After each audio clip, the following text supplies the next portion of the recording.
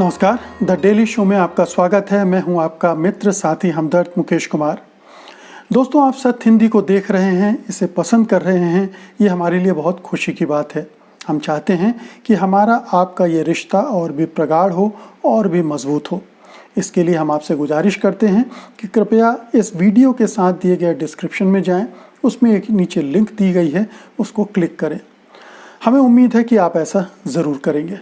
तो आइए अब शुरू करते हैं आज का द डेली शो।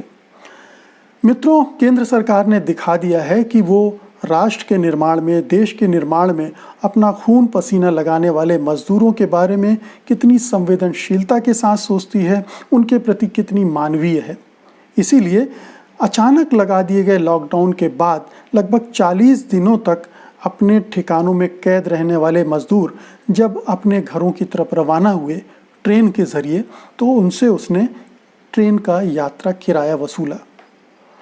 ये तो शुक्र है सोनिया गांधी का, जो उन्होंने ये ऐलान कर दिया कि ट्रेन से आने वाले मज़दूरों का किराया अब अगर सरकार नहीं दे रही है तो उनकी पार्टी अपने स्टेट फंड से देगी।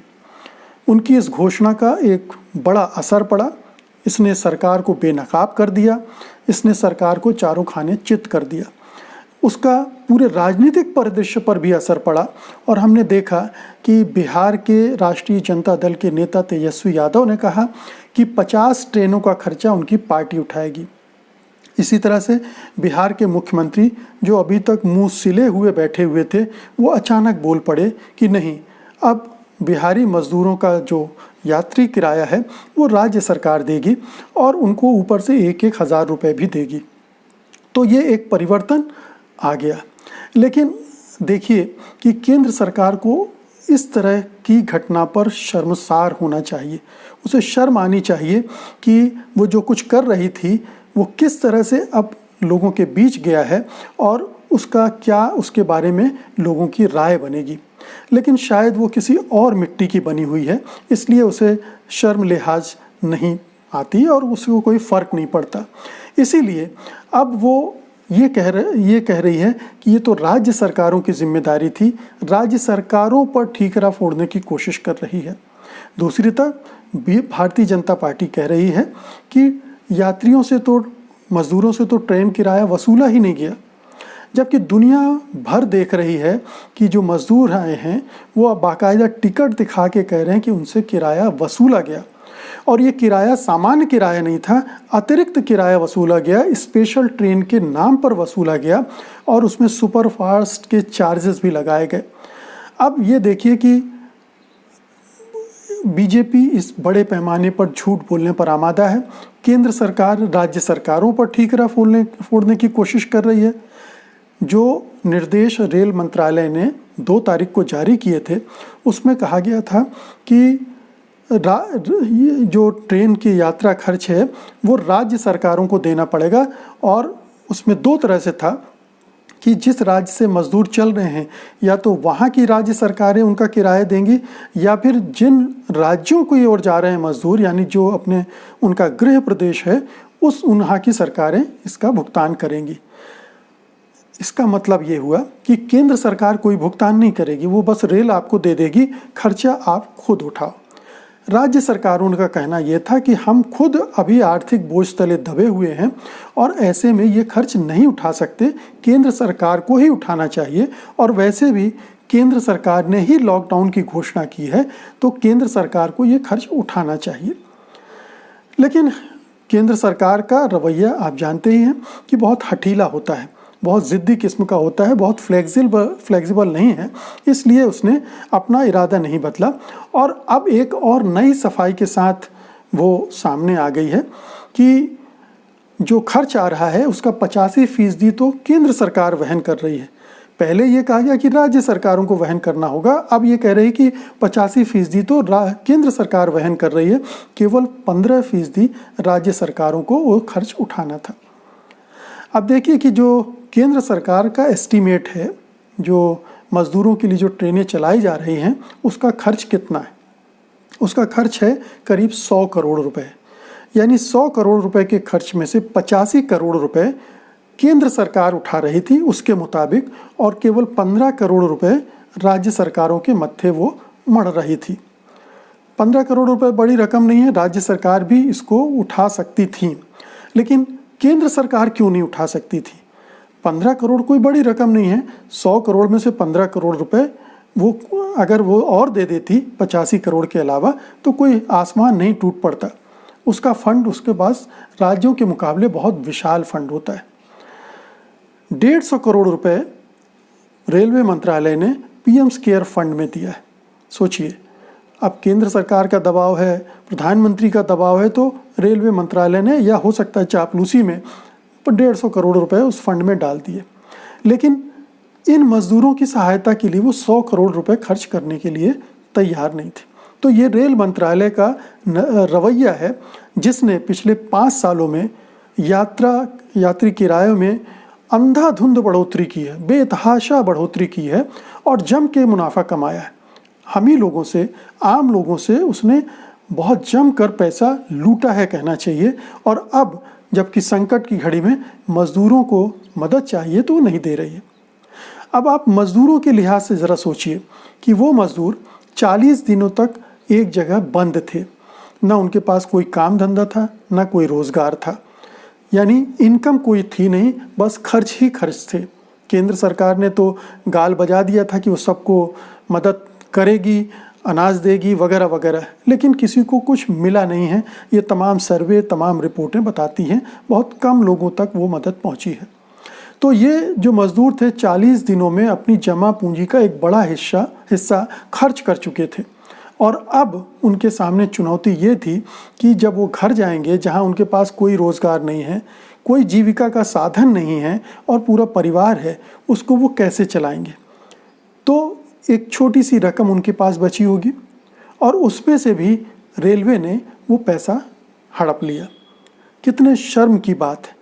ये शर्म की बात है केंद्र सरकार के लिए, ये शर्म की बात है उन राज्य सरकारों के लिए जो इस तरह से नहीं सोच रही थी।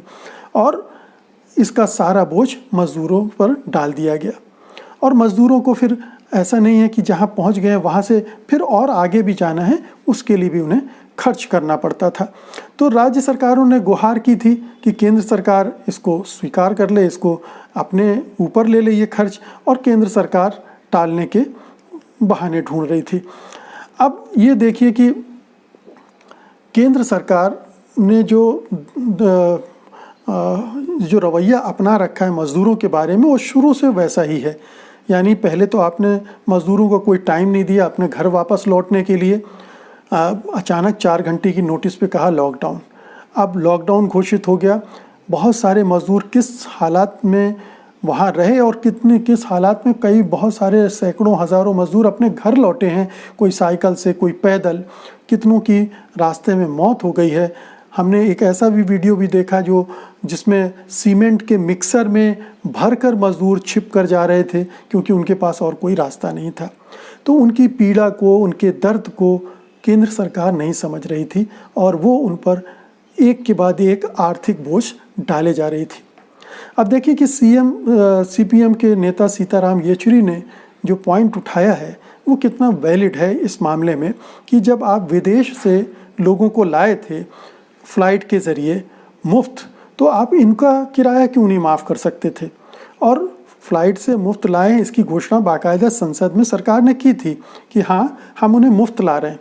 तो क्या वो चूँकि अमीरों के बच्चे थे, अमीर लोग थे, मध्य वर्ग और उच्च वर्ग के लोग थे, इसलिए उनको अलग तरह की सुविधाएं दी जाती हैं, अलग तरह की छूट और रियायतें दी जाती हैं। और ये चूँकि निम्न वर्ग के लोग थे, इसलिए इनको कीड़े मकोड़ों की तरह ट्रीट किया जाएगा, इनसे जितना चाहे धन वसूल लो, निचोड़ लिया जाएगा। क्या ये रवैया है केंद्र सरकार का? साफ बात है कि जो कुछ हमने देखा उससे तो यही लगता है। अब देखिए कि डोनाल्ड ट्रंप साहब आए थे, प्रधानमंत्री के जिगरी दोस्त हैं, कुंभ के बिछड़े हुए नेता होंगे दोनों। वो आए थे तो एक दिन में 100 करोड़ रुपए खर्च किए थे उनकी अगवानी में, उनके स्वागत में 100 करोड़ रुपए खर्च किए थे, क्योंकि उनका चुनाव प्रचार भी करना था। ट्रंप साहब को चुनाव लड़ना है नवंबर में, तो एक ऐसा आयोजन ताकि उनको चुनाव में भी मदद हो सके। लेकिन यहाँ पर आम लोगों की मदद, भारतीयों की मदद, भारतीय मजदूरों की मदद के लिए उनके पास पैसा नहीं है, वो उनकी मदद नहीं कर सकते। अगर विलासिता की बात लें, फिजूल खर्ची की बात लें, तो उसके भी बड़े बड़े उदाहरण मौजूद हैं हमारे सामने। मसलन आप देखिए कि सेंट्रल विस्ता का जो प्रोजेक्ट राज्य केंद्र सरकार लेकर आई है, जिसमें 20,000 करोड़ रुपए खर्च किए जाने हैं संसद और उसके आसपास के निर्माण में। एक नई संसद बनाना चाहते हो, जबकि ये संसद अच्छी खासी भली है, इसमें कोई दिक्कत नहीं है। वहाँ वो अपने लिए प्रधानमंत्री निवास बनाना चाहते हैं, उपराष्ट्रपति निवास बनाना चाहते हैं, कुछ और भवन बनाना चाहते हैं। हम ये नहीं कहते कि कुछ भवनों की ज़रूरत नहीं होगी, हो सकता है कुछ और निर्माण की ज़रूरत हो, लेकिन उसका पूरा नक्शा बदल देना, 90 एकड़ की ज़मीन का पूरा नक्शा बदल देना, नए नए भवन खड़े करना होते हुए भी ये एक तरह की फिजूल खर्ची थी। तमाम विशेषज्ञ, तमाम एक्सपर्ट कह रहे थे, और जो मानते हैं कि हमें पुरानी विरासत को संभाल कर रखना चाहिए, वो उसके विशेषज्ञ कह रहे थे कि इस प्रोजेक्ट को रद्द कर दिया जाए। लेकिन प्रधानमंत्री नहीं माने, उनकी सरकार नहीं मानी। वैसे भी तुगलकी फरमान कभी वापस तो लिए नहीं जाते हैं, तो ये तुगलक का राज है और इसमें इस तरह से फैसले होते हैं जिसमें गरीब मजदूरों की नहीं सुनी जाती है। तो ये एक परिदृश्य है मित्रों, जहाँ हम पाते हैं कि वो लाखों मजदूर तरह तरह से समस्याएं झेल रहे हैं। कोरोना की लड़ाई के दौरान सारा बोझ उन पर डाला जा रहा है, सारी दिक्कतें वो सहन कर रहे हैं, और जो केंद्र सरकार है वो अपने खर्च में कोई कटौती करने के लिए तैयार नहीं है। वो विलासिता कम नहीं करना चाहती है, वो अमीर वर्गों के लिए तो सारी चीज़ें, सारे ख़जाने खोल देना चाहती है। पिछले कुछ सालों में अरबों खरबों रुपए की रियायतें बड़े औद्योगिक घरानों को दी गई हैं। उसके मुकाबले ये बहुत छोटी छोटी सी रकम है जिनसे ये छोटे छोटे मज़दूर, जो कम हैसियत वाले मज़दूर हैं, वो अपना गुजारा कर सकते हैं। इस कोरोना की महामारी के बीच से अपने जीवन को सुरक्षित वापस निकाल सकते हैं। लेकिन उनके लिए, उनके बारे में ये सरकार ठीक ढंग से नहीं सोचती है। ये एक परसेप्शन पूरा अब बन गया है। धन्य हो, शुक्र है कि सोनिया गांधी ने एक ऐसा कदम उठाया जो सरकार की नीतियों की इस विसंगति को और भी अच्छे से उजागर कर गया। सोनिया गांधी क्या करती हैं, क्या नहीं करती हैं, उन्होंने अच्छा बुरा किया, ये अलग बात है, हम उसमें नहीं जा रहे हैं। लेकिन उनके इस कदम ने ये ज़रूर किया कि सरकार को बेपर्दा कर दिया, बेनकाब कर दिया है, उसकी नीतियों के दोहरेपन को उजागर कर दिया है। तो मित्रों, ये थी आज की हमारी वीडियो चर्चा। उम्मीद है कि आपको अच्छी लगी होगी।